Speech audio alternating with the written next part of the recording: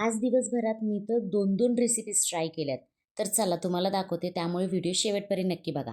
As usual सकाळी कोमट पाणी घेतलं आणि त्यानंतर चहा बिस्किट खाल्लं आणि ही गव्हाची बिस्किट मी घरून तयार आणली होती. त्यानंतर गोव्यातून आणलेलं हे फ्रीज मॅग्नेट होतं, जे फ्रीजला लावून दिलं आणि इथे मी घेवडा सोलायला बसले होते आणि पसारा व्हायला नको म्हणून असं काहीसं सगळं मांडून बसले होते मी. कालच्या व्हिडिओत बघितलं असेल, रात्री दूध खराब झालं होतं, सो मी ते फ्रीजमध्ये ठेवलं होतं म्हणून सकाळ सकाळी आधी ते तापवायला ठेवलं.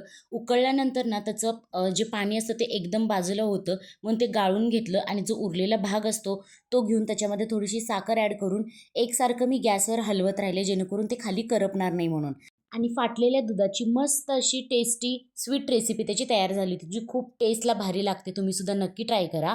मग सगळा स्वयंपाक करून घेतला आणि जेवण करून घेतलं. जेवणामध्ये मी मोस्टली बीट, टोमॅटो वगैरे रेग्युलरली खात असते. त्यानंतर मी जिमला गेले, वर्कआउट केलं आणि आज वर्कआउटचा तिसरा दिवस होता. आज वर्कआउट करायला खूपच संध्याकाळ झालेला, त्यामुळे मी जातानाच तांदळाचं पीठ आणि त्याच्यामध्ये थोडासा रवा, त्यामध्ये ताक आणि पाणी घालून मी भिजत घातलं होतं, जेणेकरून आल्या आल्या पटकन रव्याचे डोसे बनवता येतील. रव्याचे डोसे ना एकदम इझी आणि क्विक रेसिपी आहे. तुम्ही सुद्धा कधी घाई गडबडीत असाल तर ही रेसिपी ट्राय करू शकता. मी याच्यामध्ये मिरचीची पेस्ट घातली होती, थोडी जिऱ्याची सुद्धा पेस्ट घातली होती आणि थोडंसं लास्टला मीठ घातलं. सगळं मिक्स करून घेतलं. तव्याला थोडंसं तेल लावून ग्रीस करून घेतलं आणि त्याच्यावर सगळे ते रव्याचे डोसे मी घालायला सुरुवात केले. आधी म्हटलं ट्राय करूयात, व्यवस्थित उठेल नाही उठेल म्हणून छोटासाच पहिला घालून बघितला आणि त्याला वर झाकण लावलं. माझ्याकडे मोठं झाकण नव्हतं, त्यामुळे ते थोडंसं त्याला साईडला चिकटलं होतं. पण खूप छान रव्याचा डोसा झाला होता आणि टेस्टला तर काय बघायलाच नको.